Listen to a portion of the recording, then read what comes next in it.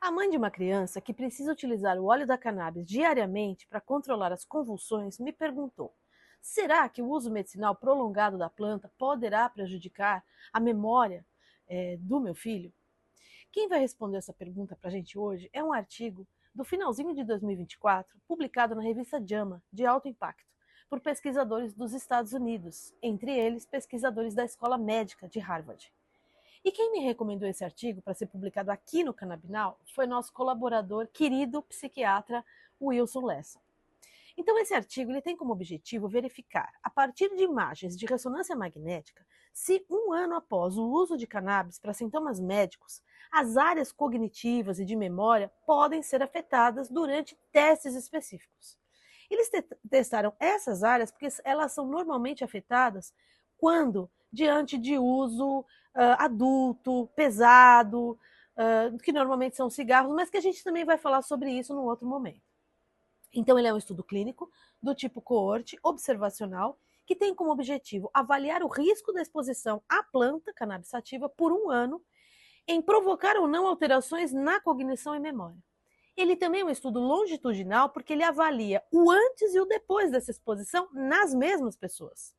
Então, são voluntários de 18 a 65 anos, recrutados entre julho de 2017 a julho de 2020. São 57 voluntários que receberam a planta para tratar sintomas de ansiedade, depressão, dor e insônia, que a gente vai chamar aqui de grupo tratado, e 32 voluntários que não receberam nada, que chamaremos de grupo controle. Eles, então, foram comparadas, né, as imagens de ressonância magnética do grupo tratado com o grupo controle e ainda comparado também o antes e depois do grupo tratado com essa planta por um ano. E o que os autores observaram? Que a ativação dessas áreas no cérebro não foi diferente entre os grupos nos diferentes momentos e após o uso da cannabis por um ano, estatisticamente. Então, nessa figura, a gente vê que a ativação nas regiões corticais, pré-frontais e parietais apresentam um mesmo padrão entre os dois grupos, tanto no controle quanto no tratado, no antes e o depois de um ano. Nessa outra figura, idem, só que para a região do gânglio basal bilateral. E, finalmente, nessa última figura, nas regiões do giro frontal inferior direito e na ínsula. Então, respondendo à pergunta que deu tema a esse vídeo, será que o uso medicinal prolongado da planta prejudica as funções cognitivas, incluindo a memória?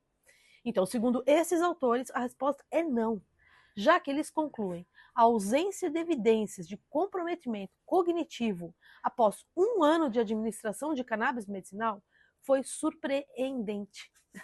E, ao mesmo tempo, essas descobertas são consistentes com duas revisões sistemáticas publicadas no ano de 2024, ano passado, que sugerem que a cannabis medicinal, quando usada regularmente para um problema de saúde de forma crônica, pode ter pouco ou nenhum impacto nas funções cognitivas. E eles sugerem ainda que futuros estudos deveriam testar doses mais altas, com maior frequência de uso, em faixas etárias mais jovens, com coortes maiores e com voluntários mais diversos, incluindo mais homens, outras raças, outros níveis culturais, já que aqui eram mulheres, na maior parte das vezes, brancas, idosas e com alto nível cultural. Mas e o uso adulto? Será que a gente teria o mesmo resultado? Fique com a gente, porque no futuro próximo eu vou trazer um artigo sobre isso também.